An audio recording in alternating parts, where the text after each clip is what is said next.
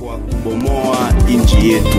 Tazama kisi ilivyo vema na ya kupendeza, ndugu kukaa pamoja kwa umoja, kama mafuta ya damani ya shukayo ndevuni mwa Haruni.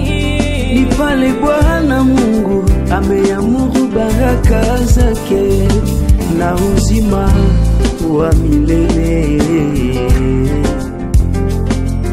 Matengano ni adui ya amani, ubaguzi ni sumu ya maendeleo. Mambo haya yasingie kati yetu, Wakongomani sisi ni wamoja.